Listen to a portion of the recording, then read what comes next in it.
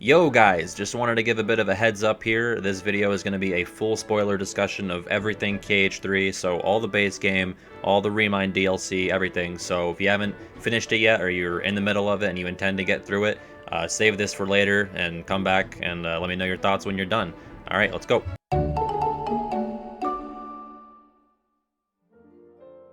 Is this real life, guys? Like, did this did this happen? Man, is it for real or not? This was so good. Like, and let me just say up front, I have not really been exposed to the reaction to this DLC yet. I follow a couple of Kingdom Hearts related people on Twitter, so I've seen like inklings and screenshots here and there, but I'm like really, really happy with how this all turned out. Maybe people are disappointed. I'm not. I think like by default, it might just be like the best DLC I've played. I mean, I have some blind spots in video games. Like there's a couple of huge series that I've never really delved into yet. But I mean, off the top of my head, I can't think of something for the price point too. Like there's just so much. Before this, maybe like Fallout New Vegas, like Dead Money was like my favorite DLC of all time. But this is man, this takes the cake. I'm always so skeptical and kind of apprehensive about downloadable content because it's, the age-old discussion of, well, if this stuff was going to be in the game, why wasn't it in there from the beginning? I don't really know all of the specifics and the timeline behind everything. If they were just trying to meet the release date and they had stuff and it wasn't quite done, or I don't know the process there, but I really can't complain for the amount of fun and enjoyment that I got out of this for the price point. And only a year after the game came out. I mean, it just blew me away. I'm gonna try not to talk in like these huge generalities because I want to kind of break it down and go chronologically. But just like initial reactions, I'm like so happy with it. I was already a fan of the base game. In face of all of its detractors, I was still a big proponent of it. And this only made it better. Like if it was a 9 out of 10 for me before, like it's, I don't think it's closing in on a 10, but it's got to be like a 9.5 now. I know for a lot of people were like, this isn't even a 6 or a 7, and I can't imagine anyone coming away from this with a more negative opinion of the game. So I think it really just did wonders. So let me break down how I personally experienced the DLC and how I went about playing it. The file that I used was my proud completed file from when the game launched. It's level 99, so going through the fights, I was like, oh, this isn't really scaled for probably someone who had beaten the game already and maxed out the level. I would come to later totally recant that statement because but yeah, I had actually not really gone back to KH3 during like the critical update era. I kind of went in and messed around with it, but I didn't have the time to do a whole new playthrough, so I don't have like the Oblivion keychain yet. So that's how I went about playing it. That's kind of how I anticipated it would go. Like I didn't think you would have to start a new file and like go through the whole game and experience new stuff here and there. I kind of figured this would all be end game Keyblade Graveyard stuff. I think the exception to that was the new scene with Luxord and Zigbar in Olympus, which I guess if I had been playing it from a new game, it would have shown me that part as I was going through Olympus. So it's kind of interesting. Like I feel like they could have speckled more of those maybe throughout the runtime of the game, but again, I did not intend on like playing through the whole game again, and I'm glad you don't have to do that. So before we really get started, I do want to take a bit of a look back at my trailer reaction video and kind of like do a retrospective on the things that I got right, or just the things that I was kind of musing about at the time. To start, the Final Fantasy characters, they really delivered there. We only saw Yuffie, Leon, and Aerith in that trailer. We only heard Aerith speak, and there was a little bit of concern between my friend and I that they were going to give Leon and Yuffie the Dylan and Alias treatment, and they weren't going to get voiced. They were voiced. And I don't know, maybe it's just me. I thought Leon like sounded nothing like he did in KH2, but it is the same voice actor. And I can't recall his name at the top of my head. Doug something. I thought he sounded nothing like he used to, but apparently it's the same guy. Yuffie was the same as well. Aerith was new, but we knew that. And Sid was not revealed yet when the trailer came out, but I had forgot to even consider that he might be there. But he was like my favorite inclusion there. Like he was so funny, and it just like voiced so well. He thought Sora was fighting a group called the Battalion 13 for the past like 2.5 years, so I thought that was really funny. Fairy Godmother shows up, which again, that's another thing that we didn't know at the time of the trailer, but we saw revealed afterwards. She gets like more lines than Roxas in the game. She's like talking my ear off for like half an hour. That was like the reward for beating LimitCut, was like you get to hear Fairy Godmother like go on this soliloquy, which I thought was kind of a disproportionate reward for the amount of hell that you go through, but So yeah, no Cloud and Sephiroth or Tifa, which I kind of thought, I think they were already kind of stretching to include those 4 characters in the first place, and then those 3 I feel like are a lot harder to shoehorn into stuff. you know, people are probably disappointed that there wasn't like any Cloud or Sephiroth stuff, because that was, you know, something that people wanted to see in the DLC. You know, that's why the key to happiness is low expectations. Like, maybe that's a depressing, you know, life outlook kind of philosophy, but that's just how I roll. You know, I'm like, I'm not going in there expecting Sephiroth. You kidding me? And my socks got blown off because I didn't. So I said that it wouldn't make sense for Radiant Garden to be playable. I just didn't anticipate that we would do like a literal 1-year time jump. I was not expecting that at all. I expected, you know, if we're seeing Radiant Garden, it's going to be like at some points, like towards the late, you know, mid to end game of the base game. But no, we just do a time jump at the end, and it's just like, yeah, Riku goes to Radiant Garden because he can, because he's, you know, he's got a ship now. Probably he just flies the Highwind because Sora's not flying it right now. So yeah, technically Radiant Garden is playable, even though it's, you know, Merlin's house and the garden. I'll eat my words a little bit on that, because it does make sense in that regard if you're going to have a data organization. I said I really hope, you know, Kairi gets more stuff to do and is, you know, generally just not as useless. I think that, you know, came to bear fruit. She was super fun to play as. I do wish, like, all of the characters that you get an opportunity to play as, which I think the new ones are Roxas and Kairi in this, because we got Riku and Aqua in the base game. But I wish there were more opportunities to play as them, maybe just like in a free roam sort of thing. But I said that I hoped the time travel stuff was kind of fleshed out more and explained more, and that's like a give or take sort of thing, right? Because man, I was, you know, admittedly lost at some points. It kind of came to be how I predicted it would. Like, the version of the fights that we experienced were the ones that, like, Sora goes back in time. Like, I didn't expect there to be two Soras existing at once. I think that's what threw me off. Which, why should it? Because this series is the same person existing multiple times within the same time frame. So I don't know why that just threw me for such a loop, but I just anticipated it that, like, the events that we were experiencing in the DLC were Sora going back using the power of waking or time travel or whatever to go back in time, and then we were going to be experiencing that version of the events. We kind of experienced the original version, but with, like, these little edits here and there, with, like, Sora, you know, commenting or, like, delving into people's hearts, so to speak. And that even, like, goes down to the ending, where it's like you have Sora and Kairi, like, retconning certain things, which I thought was cute, but it was like, it was not how I anticipated the whole time travel angle to work out. And to be honest, if you asked me to, like, plot it out, you know, in a timeline, I probably couldn't do it. It's still not, like, super smooth, like, especially when, like, Sora's fighting Terranort. Terranort's like, okay, to the darkness with you, and he gets, like, blasted away, and then Sora's just, like, chilling in the labyrinth. And I was like, was that the time traveling Sora that got blown back into the labyrinth, or like who is which Sora right now, and like what's happening? Where are we in time? You know, it's still not super clear. I don't know how you'd really make it super clear, because time travel is such a really terrible thing to be working with in fiction usually, unless you keep it super simple, like a Back to the Future or something. But you know, I got my qualms with that. It's whatever. I said that I was, you know, we saw Dark Inferno in the trailer. I was like, I hope there's like more story significance given to him, and I guess, you know, there kind of was.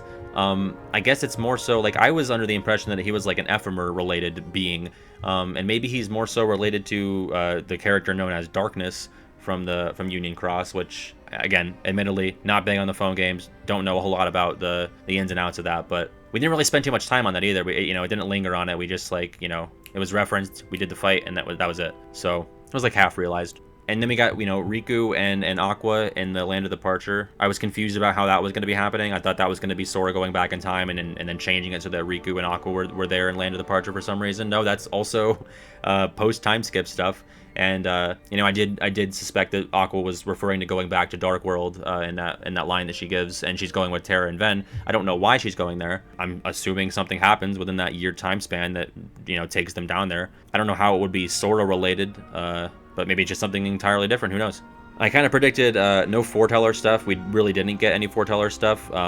I think it would have been pretty crowded and packed if there was. We got Master of Masters, which was great. He had some all-timer moments in just that one scene with young Xehanort. Yeah, they're just really saving that stuff, I think, for the new arc. It's weird because, like, you're going into this DLC and you got, like, the Yozora angle with stuff, and you got the foreteller stuff, and they really just focused on the Yozora stuff.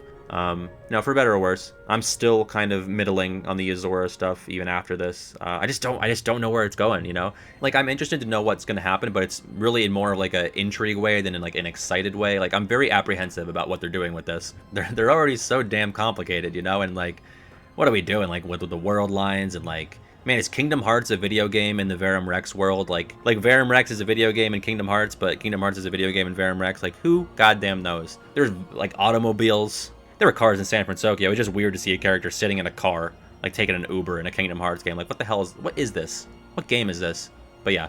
So let's run through. Let's just go through chronologically. We open up with that scene with Xigbar and Luxord and Olympus, and Luxord just like reads him out. Like he just like Luxord's like, yeah, I know your game. I know you're like a weirdo that's not really Xigbar. Like there's something up with you. And man, that just like further plays into my idea that like Luxord is like a majorly important character, like more important. Like he gets grouped in with Larxene and Marluxia and Demyx and all of them, like those lower end organization people, but like he is Nomura's favorite character, or favorite organization member at least. I definitely remember reading that at some point. He's associated with time. He's definitely going to be another person who existed in olden fairy tale days. So it's like, man, he's got something to do with like Master of Masters and stuff, I think. I don't know if he is him, but like he's got a huge part to play, and like him just like totally calling Xigbar out, it only furthered my theory in that regard. So then later on, we got a Master of Masters and a young Xehanort in the Keyblade Graveyard, which I just mentioned. Here's another thing that gave me like a sinking feeling in my stomach. You get a young Xehanort says the line like, these people are pretending to be, or they're sheep pretending to be wolves, and it zooms in on Master of Masters' hands, and like, what is that supposed to mean something? Because when I think of like a weak person pretending to be strong, I think of Demyx, you know? I don't know, because it's like, he spends the entirety of KH2 being like this pushover, and then he gets like super serious. So it's like a sheep pretending to be a wolf. Or maybe he's more of a wolf pretending to be a sheep. I don't know.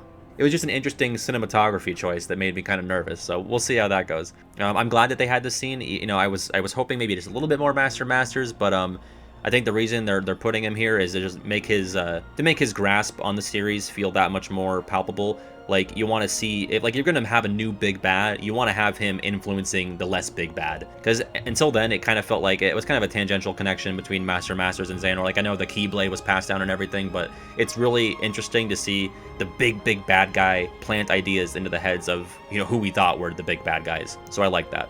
And, you know, of course, as soon as Master Masters is going to say his name, I'm like, well, there's no way we're going to hear it. And, of course, we didn't. It kind of reminded me of the Strelitzia, you know, Sora thing, where it's like, he looks surprised when he hears the name. So it's like, what the hell? Like, it's got to be someone that we know. Because for Sora, it ended up being someone that he knew of. I didn't even consider that angle. God, man, this is so confusing. Master of Masters has a name of someone that young Xehanort is aware of. Right? Like, that's the only way that reaction would make sense. Because that's the only way that reaction makes sense for the Sora Strelitzia thing. Man, if it's Demyx. God. If it's Luxord or Demyx. I don't know. I hope it's Sora. I just want to see the world burn. Okay. Then we get 75 years later. Bro, when Kingdom Hearts does, like, actual putting numbers to time stuff, I love that. I just love knowing time's actually passing. In this scene especially, with all of them in the makeshift throne room, they're just like saying things that you didn't expect these characters to say. Like Saix is like saying Riku replica. It's like, I know it's not a big deal, and like of course it makes sense that he's saying it. It's just like a weird voice actor to subject matter combination. Like saying number I when referring to Shion. It was like a weird, surreal moment.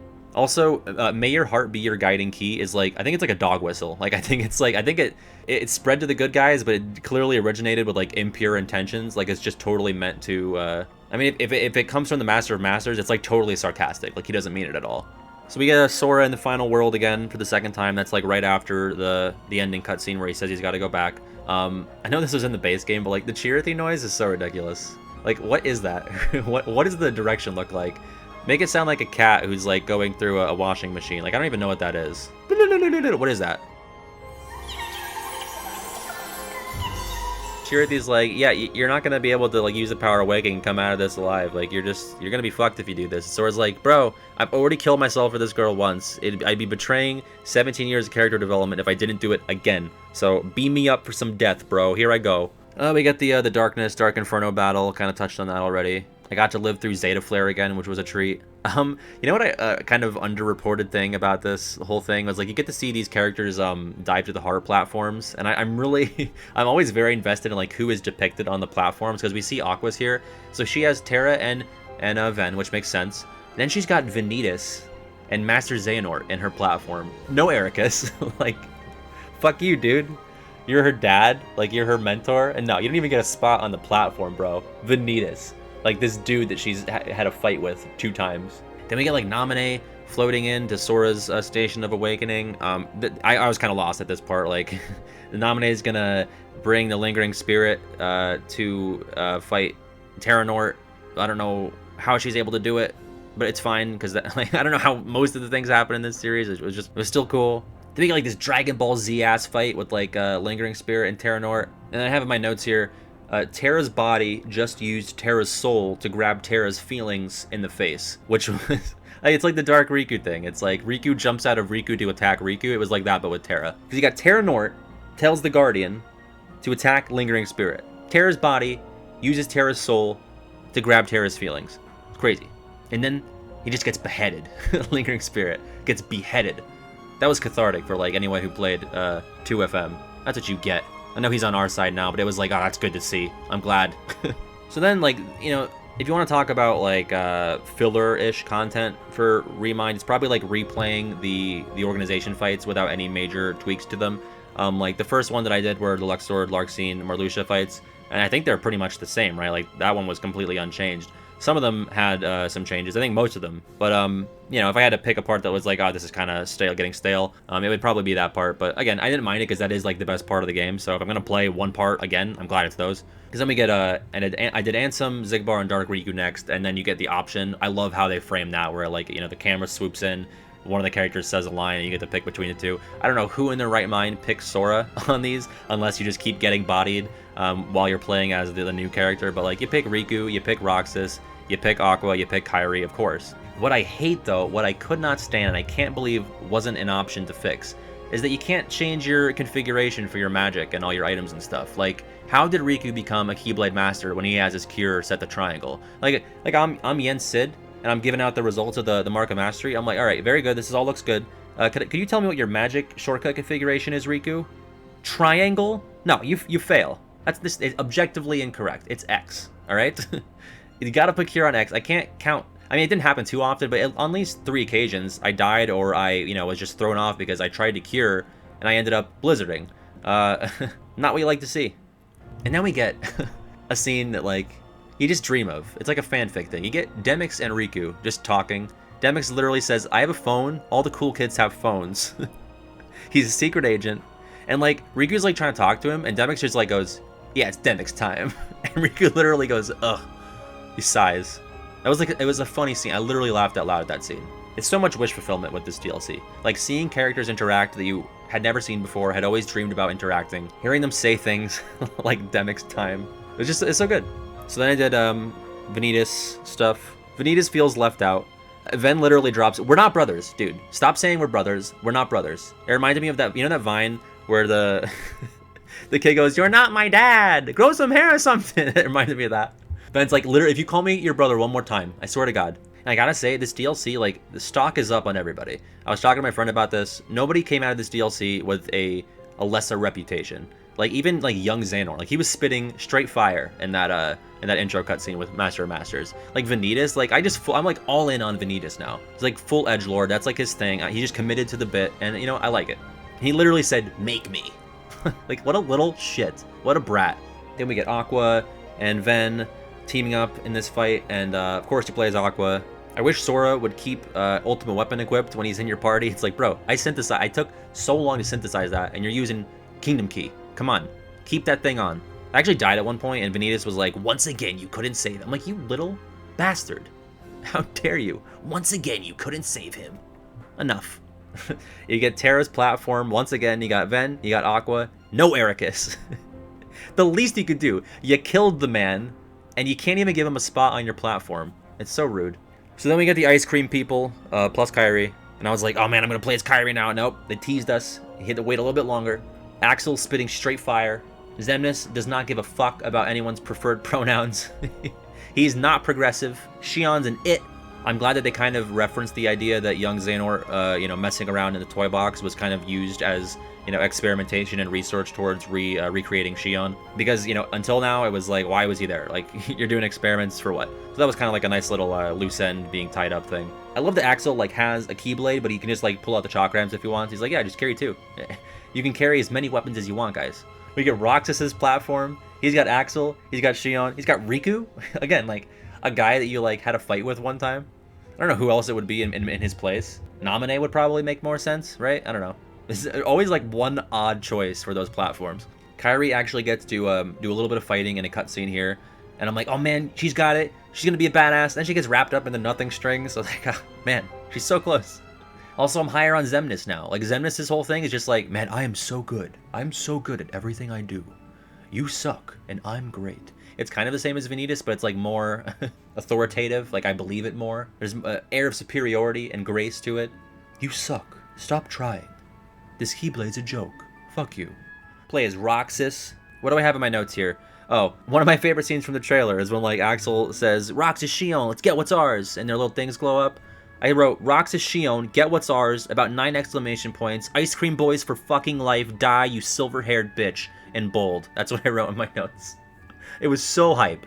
And I don't really get it, like, I guess that was the sigil that they were all connected by, like, the sigil thing always confused me, like, the letter X, but it's also, like, a metaphysical, but sort of physical thing, like, it flew into them, and like, oh, this is the sigil, this is what binds us together. I don't know, whatever. I don't know what it was. I thought it was, like, a Wayfinder thing. It's the letter X, okay? Sure. And Kairi gets Kairi napped. I was kind of anticipating that would get reverted, but no, that still happens. She still gets killed. Like, what? She still dies. I really expected Sora to prevent that, but that's not how it happened. So yada yada yada. We get Nortcourt. And at this point I realized, oh, they got Christopher Lloyd to just redo all of the old Rutger Hauer lines. And to be honest, maybe it's a hot take. I'm more of a fan of the Christopher Lloyd delivery on a lot of these. When Rutger Hauer was like, Kingdom Hearts is done, that's rad. He was like super mellow. Christopher Lloyd put a little bit more oomph into it. It's not terribly excited still, but I think better overall. I don't know. Nortcourt fights are pretty much all the same. The music was different though in the Kairi death scene, which I liked it better in this new version. Was it the Force de Mal, the Ansem Secret Darkness music? Maybe a remix on that. I don't know. It seemed to fit better. I know it was a lot more dramatic maybe in the original one with the sad music, but this one just felt more appropriate. And then, you know, we get the Kairi murder again, and then like Donald and Goofy show up. I'm like, oh yeah, this is a Disney game. Like, hello Disney characters, how are you doing?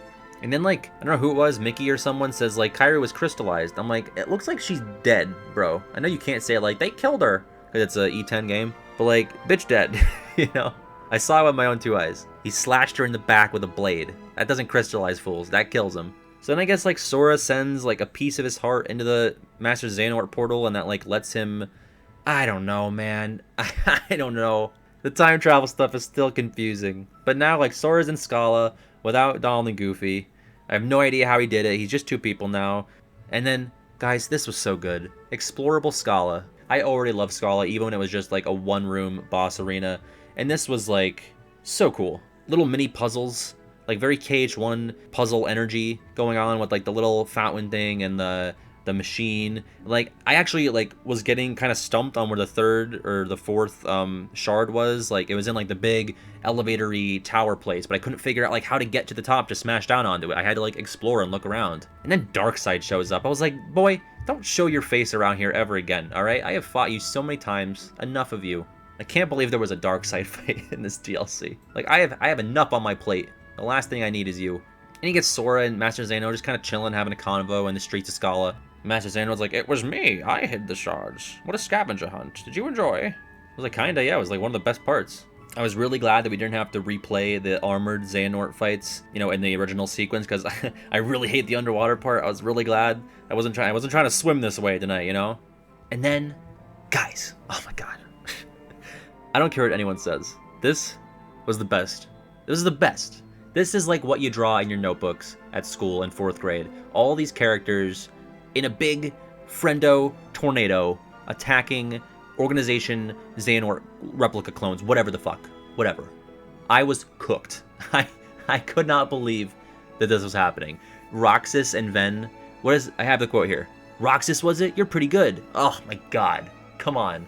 The strong Keyblade boys doing attacks while the magic-oriented people use reflect in the background. So good. Riku has a reaction command with Terra. It's called Successor. Oh my god.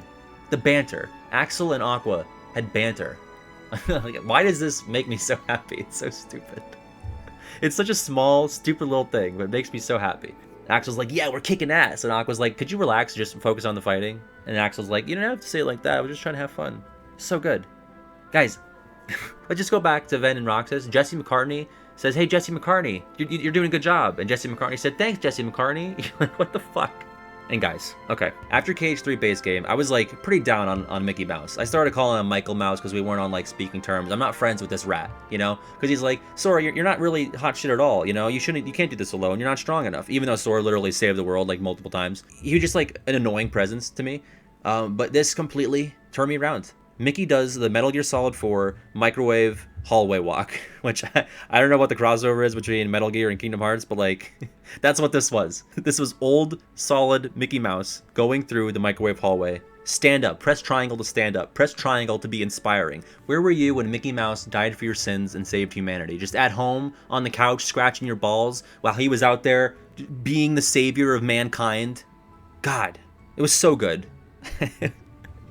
Like, I couldn't really believe what I was seeing. Like, Mickey Mouse just, like, single-handedly taking on, like, these 13 dark entities flying at him with the intent to kill him. And he's just, like, he's too inspiring to die. Press triangle to not die. Oh, my God. Then we get, like, this cute little thing with Sora and the spooky keyhole space void thing. There's, like, a little connect the keyhole minigame. It was cute. I don't know. I just started, like, spamming the button at a point. I was like, all right, let's just, you know. It's at this point in the DLC experience that I'm like, oh, my God. There's still, like, Final Fantasy and organization fights and, like, Yozora stuff to do. Like, I'm already, like, satisfied with everything. Like, if it ended there, I'm like, that was good. But no. We're, like, halfway through it at this point. And then we get Kairi is playable. Oh my god. So satisfying. That move in the trailer where she's, like, doing, like, the little skating thing, that was her shot lock. I used it, like, over and over because it looked so badass. I died a couple of times because I was blizzarding when I tried to heal, whatever. It was just so fun. The imagery of Kairi running around while, like, these dark, fiery meteors rain from the sky is just, like, stunning. Like, what the fuck is going on? Then we get Sora and Kairi in the final world, and Chirithi's like, I've been hiding because I'm waiting for you two to kiss. I'm waiting for that, and I just thought I was being polite, being kind, giving you some space. And then we get, like, the retcon ending scene where you got, like, Sora and Kairi nudging Chirithi into land of departure to Ventus. You got them on the clock tower eating ice cream all the way up there. And then we get LimitCut episode. And I was like, oh my god, there's still so much left. And this is like the meat of it, really, because this is the stuff that we all spent a lot of time on. I expected this to be like, alright, I'm going to set an alarm for midnight, wake up from my little nap, play this game, get it done, have a video out by, like, you know, Saturday. No. This is a roadblock, bro. And I feel a little bit conflicted about it because, like, these fights are so hard. I don't care what anyone says, you know. Don't be trying to, like, big dick me in the comments. Oh, really? I didn't think they were very hard. They're difficult, all right? They're hard. And they locked, like, really big story stuff. You know, sort of big story stuff. Like, a lot of, you know, teasing for the next saga behind these really hard boss fights. Here, I was like, I have to stay off the internet and off of Twitter because I'll get spoiled. Because there's, like, you know, another episode locked behind these 13 intensely difficult fights. I wish there was some other sort of criteria to be able to get to the secret episode, but I mean, it certainly motivated me. Like, I really wanted to beat these 13 boss fights. If there was nothing locked behind it, I probably would have stopped. I would have eventually gotten to it, but there wouldn't have been a sense of urgency to it. So it's a give and take, you know. But yeah, we get the time jump. Riku and the Wayfinder gang at Land of Departure, and they're, like, going off to the Dark World, and they, like, do their armor thing, and Riku's like, man, I want some armor. Bro, I just got, like, these stupid dark pajamas when I was under Maleficent. Maleficent's tutelage, not under Maleficent. I don't know how he got the pajamas. It wasn't like that. So yeah, then we're in a Radiant Garden. Riku's in Merlin's house. I touched on this in the beginning, but you know, the Final Fantasy stuff is just really good. It's fun to see. Wish fulfillment to the max. Sid was so great. I love how everyone's so interconnected now. Like, yeah, the Twilight Town gang's doing their own shit. We're over here in Radiant Garden trying to figure this out. Everyone's on the same page. We're all, like, on a united, you know, 60 character squad now. Also, like, I haven't touched on this, but all the new music, especially in, like, this data organization part, everyone gets, like, a new track. You got the Radiant Garden remix, you got the Garden of Assemblage remix. It was just like, man, they went so hard on this DLC. And before we get to the battles, like, data greeting. Guys, nobody asked for this, right? But it's so charming. It's like this little scrapbooking, movie making, I don't know, like, all games should have this. It's something that it seems so obvious. Like, yeah, let us create, like, scenarios and different situations with these characters. I wish there were more character models. Like, if they, like, made you pay $2 to, like, have access to, like, you know, 100 more characters, like all the Disney ones, and, like, a couple, you know, even, like, models from previous games upscaled to look, you know, on par with KH3 graphics, like KH1 Sora, all the other organization members like Ienzo and Vexen and all of them. Like, I'd buy that for $2 because you can like make really funny. Like, I've seen so many funny pictures on the Kingdom Hearts subreddit and on Twitter. It lets people be so creative. Like, you can walk around in Destiny Islands. You go to Radiant Garden, this beautiful KH3 gorgified Radiant Garden, and just like make these funny pictures. It's so fun. It's like going the extra mile sort of stuff. Nobody asked for it. I'm glad they did it. Have it in every game now. Okay. Data analysis. Bro. So hard. Like, I spent 3 days on this. Not 3 days. Like Wednesday into Thursday, I managed to get done, like, Larxene and Dark Rico. I was like, all right, I'm tired. I'm going back to bed. Because I'm clearly not getting through all 13 of these before, you know, I'm waking up for the morning. I had some work stuff to get through on Thursday, so I wasn't, like, super invested in the DLC that day. But I got to a little bit more. I think I did, like, 2 more fights. And then Friday was just, like, beginning of the day, end of the day, and I still wasn't done. And I finished the last of them Saturday morning. I did not expect these to be such a challenge. Like, people were like, this game's too easy. Oh, it's so stupidly easy, it's for babies. What do they do? The Osaka team, they're a bunch of idiots. And they're like, you were saying? You were saying, here's 13 really, really hard fights. Not, you know, not all of them are really hard. Like, in fairness, Dark Rico was the only one that I, like, no-brained. Like, I did it on one shot, and it was just, I don't even think I learned the strategy. I just kind of, like, managed to maybe get lucky with, like, Ultimate Form and Rage Form and stuff. But the rest, like, yeah, I died at least 3 times on some of the other ones, and like upwards of 50 times on some other ones. I wish I kept track because Xion and Master Xehanort, they were just giving me hands for hours. I think I spent like 2.5 to 3 hours on both of those just on their own. We're gonna be here forever if I talk about every single fight, you know, in detail. But they're all, you know, above replacement level, you know, hard KH boss fights. I have a ranking of easiest to hardest. So I thought Dark Riku, then Marluxia, Vanitas, Young Xehanort, Xigbar, Luxord, Larxene, Xemnas, Ansem, Sayax, Terra Xehanort, Master Xehanort, Xion. And maybe that's out of whack. Like, I feel like they anticipated that Ansem and Xemnas were supposed to be like the 2 hardest of the original 11, and maybe they thought Master Xehanort was harder than Xion.